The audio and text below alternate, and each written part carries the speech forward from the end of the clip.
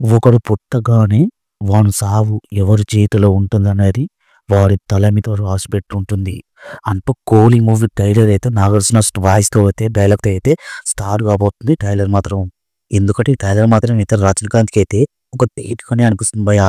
ఎందుకంటే రజనీకాంత్ ఎక్కువ బాగా నచ్చినది అయితే రాబోతుంది ఈ మూవీ. రజనీకాంత్‌కి ఒక బ్యాక్‌గ్రౌండ్ టాప్‌లో అయితే రాబోతుంది. గ్యాంగ్ స్టార్‌గా అయితే రాబోతుంది ఈ మూవీ. ఈ మూవీలో మాత్రం అయితే ఒకరు కాదు తెలియదు ముగ్గురు హీరోలతో అయితే రాబోతుంది ఈ మూవీ.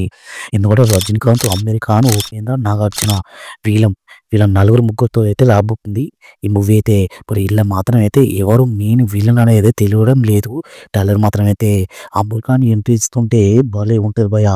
ఎందుకంటే ఆయన మన గ్యాంగ్‌స్టర్‌గా అయితే రాబోతున్నట్టే అనిపిస్తుంది ట్రైలర్‌లో అమీర్ ఖాను.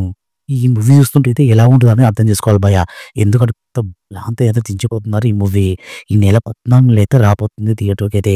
ఇంక ఈ రజనీకాంత్‌కి అయితే పెద్ద ప్లాన్ చేస్తుండా అనిపిస్తుంది. ఎందుకంటే రజనీకాంత్ ఈ మధ్యలో అయితే ఒక మూవీ కూడా ఎట్టుకోలేదు. ఇంక ఈ మూవీతో అయితే ఒక మంచి బ్లాక్ బస్టర్ అందుకోబోతున్నట్టే తెలిసిపోతుంది భయ్యా.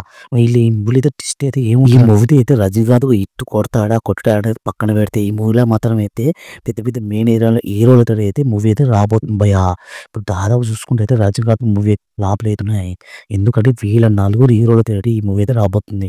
మరి లాస్ట్‌లో అయితే మనకైతే మెయిన్ విలన్ ఎవరనేది అయితే సినిమాలో అయితే చూడాల్సిందే. ఆగస్ట్ 14 అయితే చూడాల్సిందే భయ్యా. రజనీకాంత్‌కి ఈసారి ఒక ఇండస్ట్రీ హిట్ పడుతుందా లేదా అనేది చూడాలి ఆగస్ట్ 14న.